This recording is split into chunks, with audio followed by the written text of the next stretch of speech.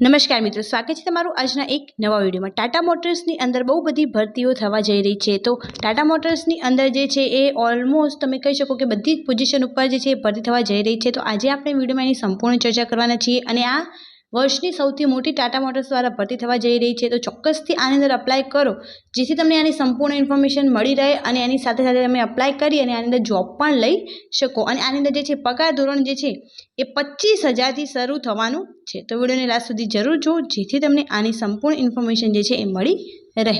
તો શરૂ કરીએ આજનો આ વિડીયો। ટાટા મોટર્સમાં નવી ભરતીની જે છે એ જાહેરાત કરી દેવામાં આવી છે। કંપનીમાં વિવિધ જગ્યાઓની ભરતીઓ થવા જઈ રહી છે।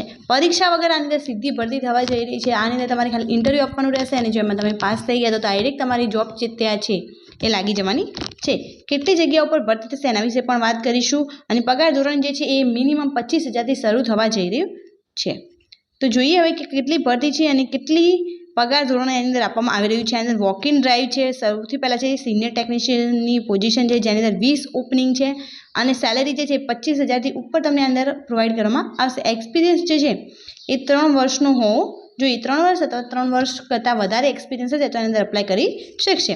ત્યારબાદ જે છે જુનિયર ટેકનિશિયન તો એની અંદર પણ 20 ઓપનિંગ છે। આની અંદર સેલેરી જે છે 18Kથી વધારે રહેવાની છે। આની અંદર એક્સપિરિયન્સ જે છે 1+ યરનો હશે તો તમને આની અંદર જે છે રિક્રુટમેન્ટમાં ભાગ લેવાનો મોકો મળશે। ત્યારબાદ જે છે સર્વિસ એડવાઇઝર તો સર્વિસ એડવાઇઝરની અંદર 12 પોઝિશન્સ જે છે એ અવેલેબલ છે। આની અંદર પણ 25,000થી વધારે જે છે એ સેલરી માટે તમે આની અંદર એલિજિબલ થાવ છો અને અંદર પણ 3થી 5 વર્ષનો એક્સપિરિયન્સ હોય એ આની અંદર અપ્લાય કરી શકે છે। ત્યારબાદ જે છે ડ્રાઈવરની પોઝિશન છે એની અંદર પણ 16થી 18K ઓનવર્ડ્સ જે છે એ સેલેરી પ્રોવાઈડ કરવામાં આવે છે અને આ બહુ મોટો મોકો કહી શકાય કેમ કે સેલરી પેકેજ પણ આની અંદર જે છે બહુ સારું પ્રોવાઈડ કરવામાં આવી રહી છે। 4 યરનો એક્સપિરિયન્સ જે છે મિનિમમ રહેશે। બોડી શોપ સિનિયર ટેકનિશિયન જે છે એની અંદર 5 પોઝિશન અવેલેબલ છે જેની અંદર 25,000 સેલરી આપવામાં આવી રહી છે। 3 વર્ષ જે છે 3 વર્ષનો એક્સપિરિયન્સ હોવો જોઈએ। ત્યારબાદ બોડી શોપ સર્વિસ એડવાઇઝર જે છે એની અંદર પણ 5 વેકન્સીઝ છે। એની અંદર પણ 25,000 સેલરી જે છે પ્રોવાઈડ કરવામાં આવે છે અને અંદર 3થી 5 વર્ષનો એક્સપિરિયન્સની રિક્વાયરમેન્ટ રહે છે। ત્યારબાદ જે છે ઇન્સ્યોરન્સ મેનેજર એક પોઝિશન અવેલેબલ છે। 40,000 સેલરી અંદર પ્રોવાઈડ કરવામાં આવે છે। 4થી 5 વર્ષનો એક્સપિરિયન્સ જે છે અંદર રિક્વાયર રહેશે। ત્યારબાદ ઇન્સ્યોરન્સ CRE છે જેની અંદર 10 પોઝિશન અવેલેબલ છે અને આની અંદર સેલરી પણ 18K ઓનવર્ડ્સ પ્રોવાઈડ કરવામાં આવી રહી છે। આની અંદર પણ 2 વર્ષ કરતાં વધારે એક્સપિરિયન્સ હોય એની અંદર અપ્લાય કરી શકે છે। ત્યારબાદ સેલ્સ રિક્વાયરમેન્ટ માટેની જે પોઝિશનો છે એની અંદર ડિજિટલ સેલ્સ CRE છે અંદર 5 પોઝિશન અવેલેબલ છે। સેલ્સ એક્ઝિક્યુટિવની અંદર 30 સેલ્સ એક્ઝિક્યુટિવની અંદર સેલેરી તમે જોઈ શકો છો 40,000 અર્નિંગ ઓપોર્ચ્યુનિટી છે જે તમને જોવા મળી જશે। એની અંદર 2 વર્ષ ઇન એની સેલ્સ ફિલ્ડનો એક્સપિરિયન્સ જે છે રિક્વાયર્ડ રહે છે। ત્યારબાદ ડિજિટલ સેલ્સ CRE જે છે એની અંદર 5 ઓપનિંગ છે। અંદર સેલેરી 18,000થી વધારે રહેવાની છે। 2 વર્ષનો એક્સપિરિયન્સ અંદર રિક્વાયરમેન્ટ રહેશે। ત્યારબાદ ફાઇનાન્સ કન્સલ્ટન્ટ જે છે એની અંદર 5 પોઝિશન અવેલેબલ છે। 20,000 સુધી તમને સેલેરી પ્રોવાઈડ કરવામાં આવશે।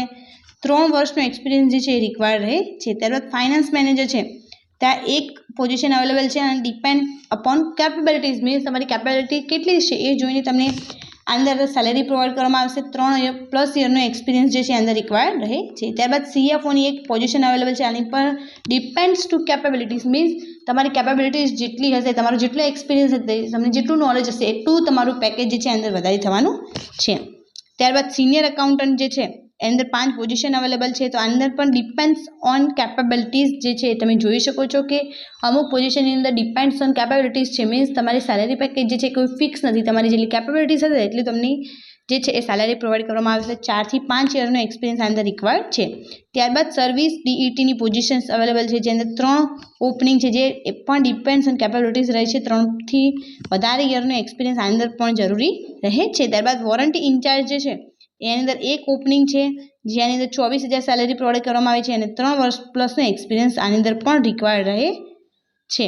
અને આની ડેટ તમે જોઈ શકો છો ડેટ 16 to 19 એપ્રિલ 2025 છે અને ટાઈમ 10:30 થી 6:30 અંદર તમારે જઈને આ તમારે રિપોર્ટિંગ કરવાનું રહે છે અને વોક ઇન ડ્રાઈવ છે અને તમારે કોઈ પ્રોસેસ નથી કરવાની। ત્યાં જઈને ડાયરેક્ટ તમે જે છે એ અંદર અપ્લાય કરી શકો છો। ત્યારબાદ તમને અહીંયા એડ્રેસ જે છે જોવા મળી જશે।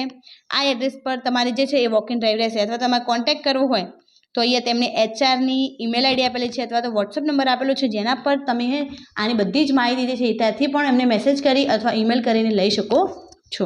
તો આ વિડીયોને વધુથી વધુ શેર કરો જેથી જે જોબની રાહ જોઈ રહ્યા એમને આની ઇન્ફોર્મેશન મળી રહે।